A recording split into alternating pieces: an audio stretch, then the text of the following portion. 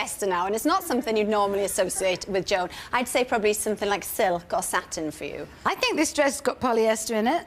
Okay. I think this one has too. Well, I'm not surprised, actually, because polyester is worn much more than you'd think. In the 1960s and 70s, polyester was the fabric that clothed the nation. Revolutionary, wrinkle-free, modern and man-made.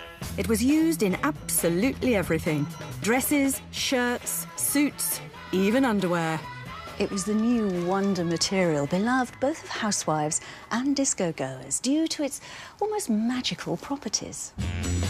It was durable, lightweight, water-repellent, and it could go straight into the washing machine. It drips and it dries overnight. Don't need to iron it ever. Polyester epitomised affordable modernity in the space age, but its origins lie 30 years earlier, when scientists began to unravel the mysteries of synthetic fibres. You mean we make cloth out of that? With the advent of the Second World War, there was a severe shortage of raw materials, so the race was on to create new fabrics for making uniforms and parachutes. The Americans were trying to create an artificial substance superior to real silk, and they thought that they'd done it with their discovery of nylon. But there was a problem. Nylon perished when exposed to sunlight. The chemical companies DuPont in America and ICI in Britain worked together to find an alternative. And it was British scientists who made the crucial breakthrough. Dr. Richard Blackburn is an industrial chemist and an expert on the development of polyester. So how does the story of polyester begin?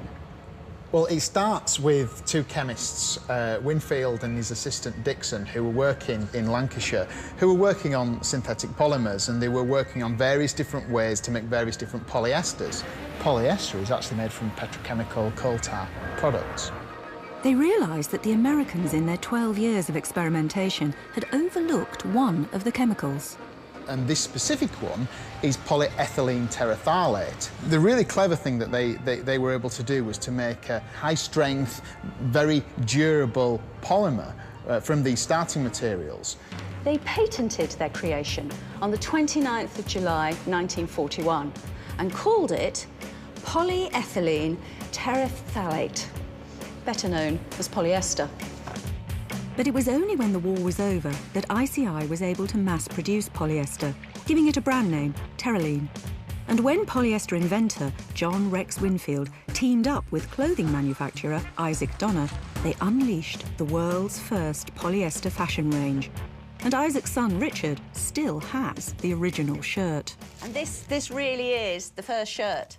Yeah. Well, you can see it's already aged a little bit. So how old exactly is this? At the moment, I think it's 63 years old. 63 years old. That's a fairly good-looking shirt for 63 years old. One of that batch was taken by Rex Winfield, who was selling the idea to the Americans, the Japanese and the Germans. We didn't think people would buy it, but they did. They bought them in droves. Post-war Britain was itching for change. Not only was polyester tough and shiny, but it was the fabric that embodied a bright new age.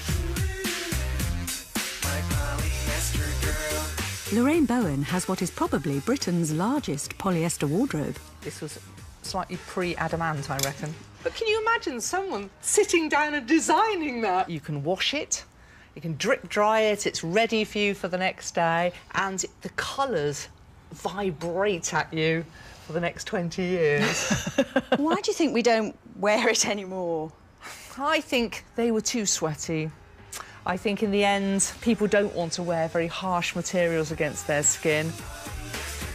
So we turned our back on housecoats and polyester fell out of fashion.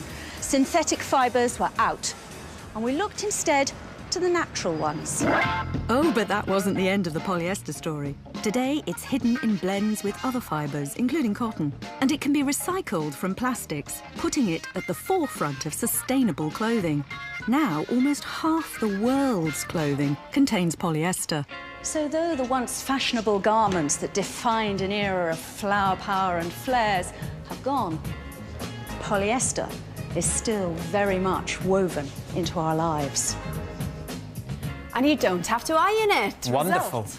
But one of the things you said during that film, Joan, is that you design all your own clothes. I mean, many people would know that about you. Yeah, not all my own clothes, mostly dresses and evening dresses. And I was responsible for a lot of the clothes in Dynasty, but I can't find anything that fits me or that either is flattering. I think most dresses today, you have to make the dress look good. The dress does not try to make you look good. It works. Well, you look wonderful. Yeah. Ladies You and manage gentlemen, it. Joan Collins.